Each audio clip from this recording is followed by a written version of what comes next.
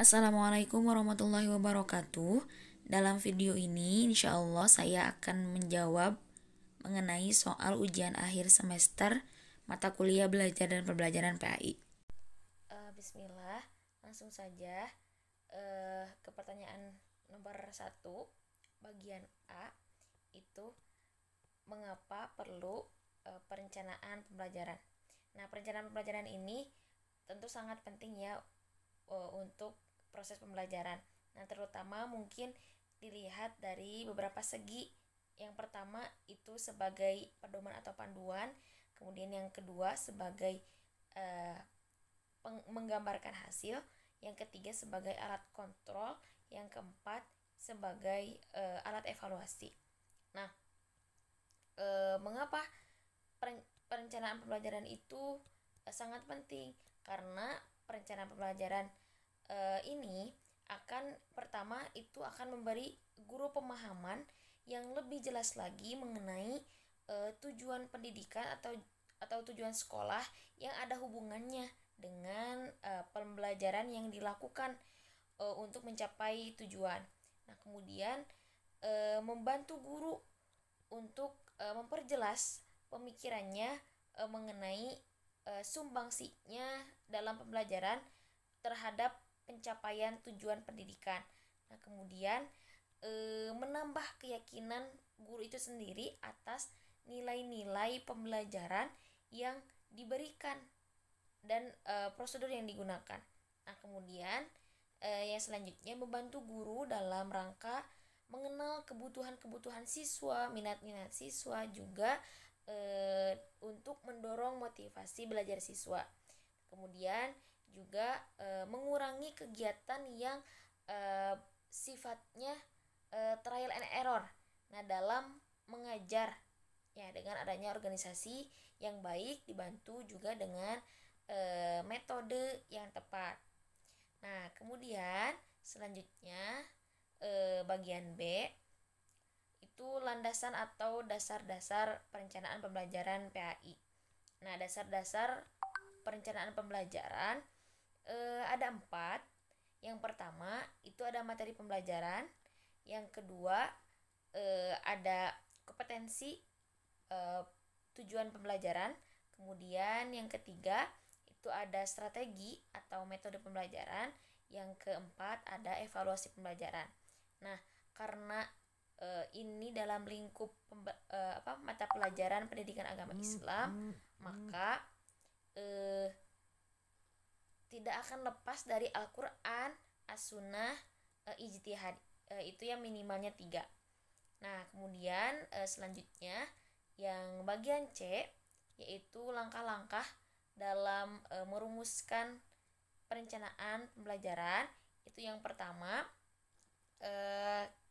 kita pilih dulu unit 1 unit materi pembelajaran yang akan disampaikan. Nah, kemudian kita tulis standar kompetensi dan kompetensi dasarnya. Kemudian dari sana kita turunkan menjadi tujuan yang khusus gitu ya. Mungkin lebih ke indikator agar lebih spesifik. Nah, kemudian selanjutnya kita tentukan alokasi waktunya. Nah, kemudian setelah itu tentukan nih subbab atau bab yang akan disampaikan pada hari tersebut. Nah, kemudian setelah itu pilih metode yang tepat untuk menyampaikan materi tersebut. Setelah itu kita susun skenario atau tahap demi tahapnya yang dibagi ke dalam 3 bagian. Yang pertama ada pendahuluan, kemudian yang kedua ada kegiatan inti, dan yang ketiga ada penutupan.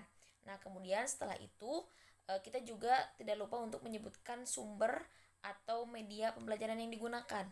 Nah, kemudian tahap terakhir yaitu menentukan teknik penilaian, kemudian instrumen yang akan digunakan dalam menilai siswa di mata pelajaran tersebut.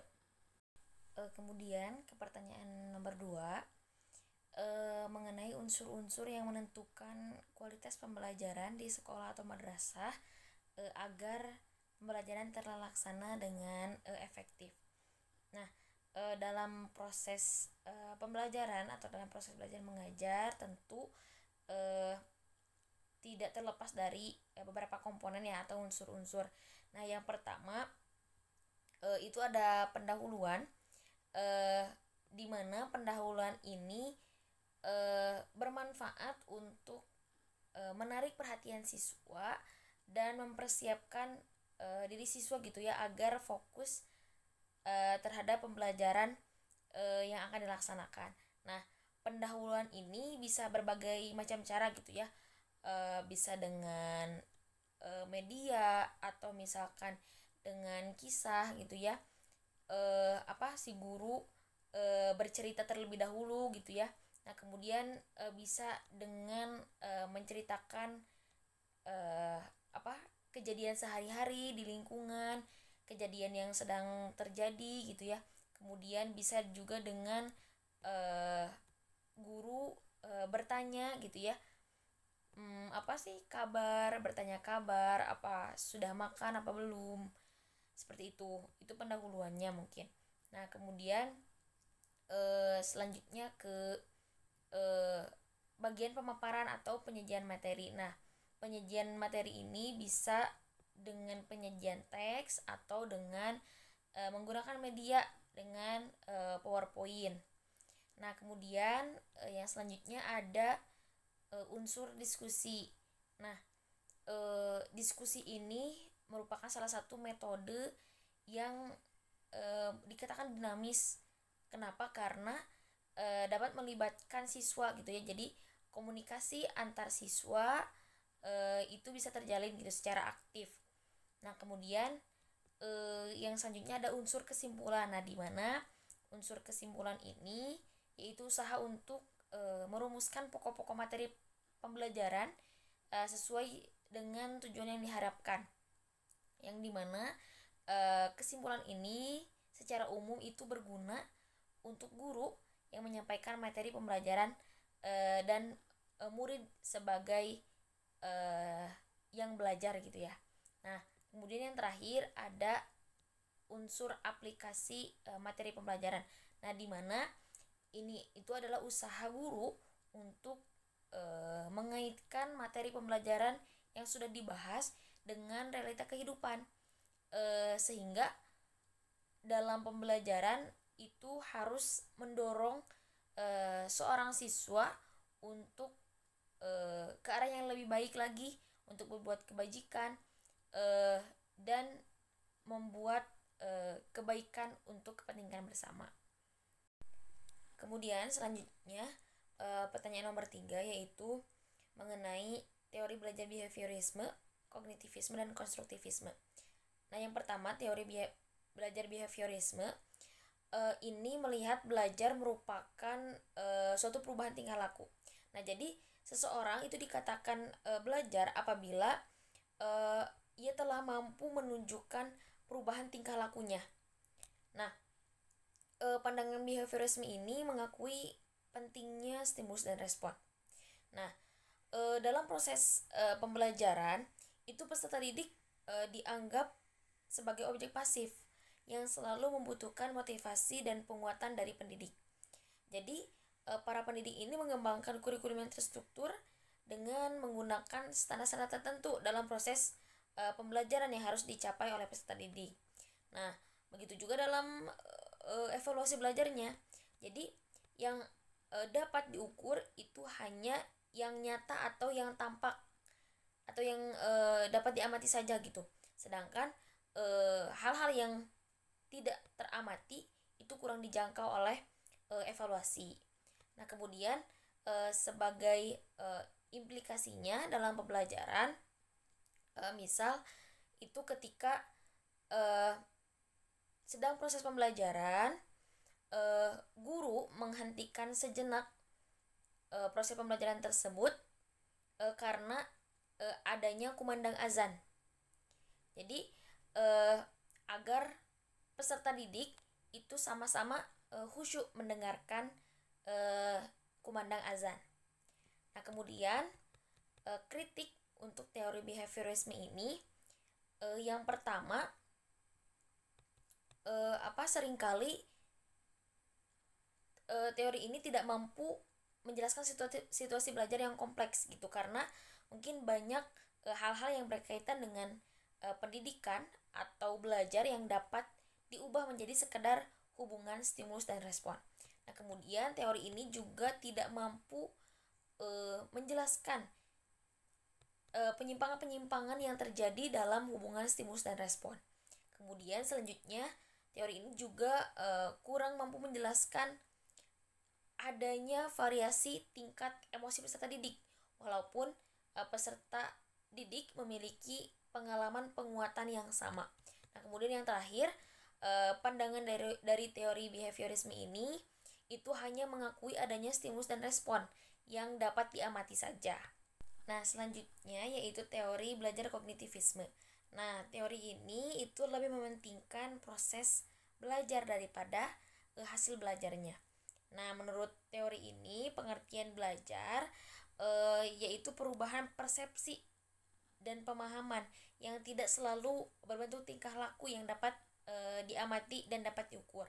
Nah, asumsi teori ini adalah bahwa setiap orang telah memiliki pengetahuan dan pengalaman yang sudah tertata dalam bentuk struktur kognitif yang telah ia miliki.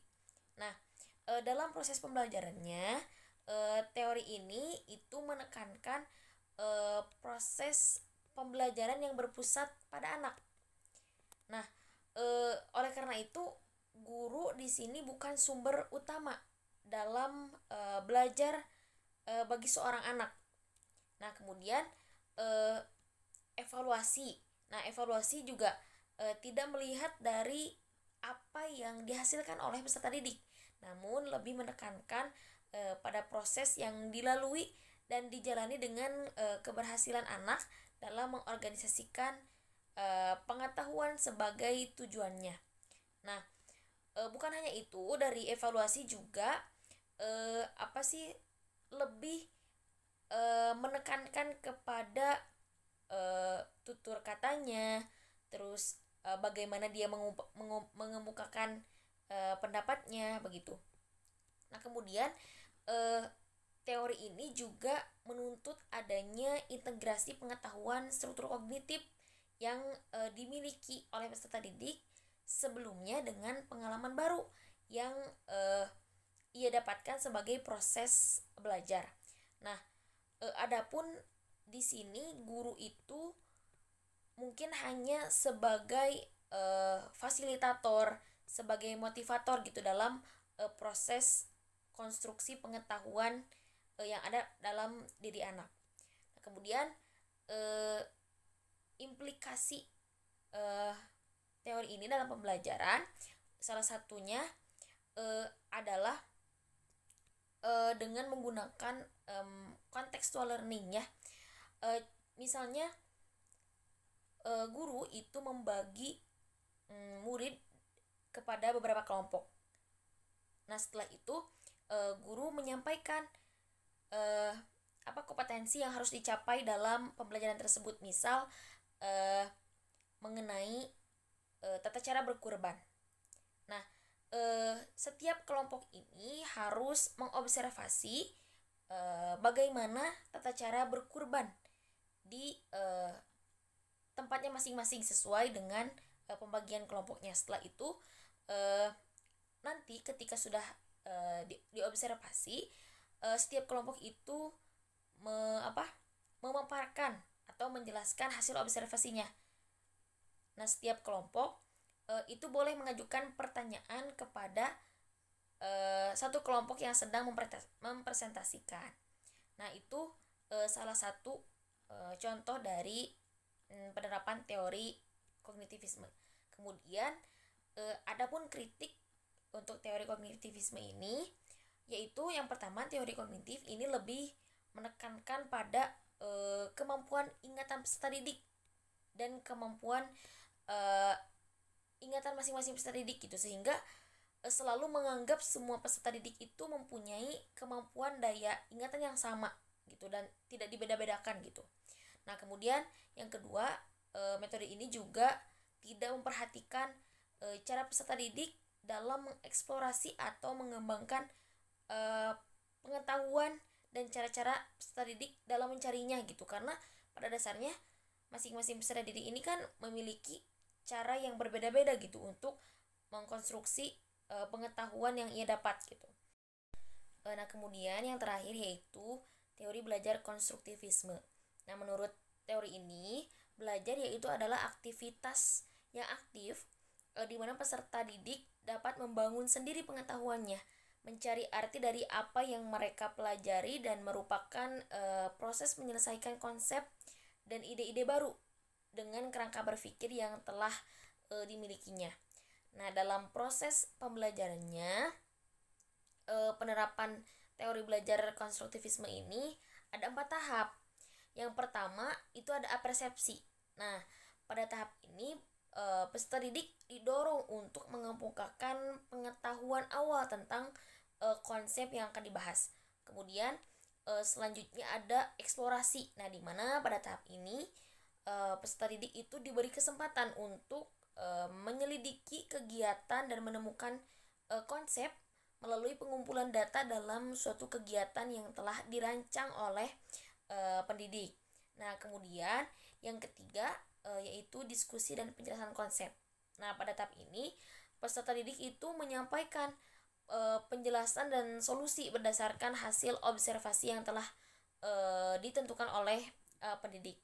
Kemudian yang terakhir yaitu ada pengembangan dan aplikasi. Nah, pada tahap ini pendidik itu berusaha untuk menciptakan suasana belajar yang memungkinkan peserta didik itu dapat mengaplikasikan pemahaman konseptualnya baik melalui kegiatan ataupun pemunculan dan pemecahan masalah-masalah yang berkaitan dengan isu yang ada.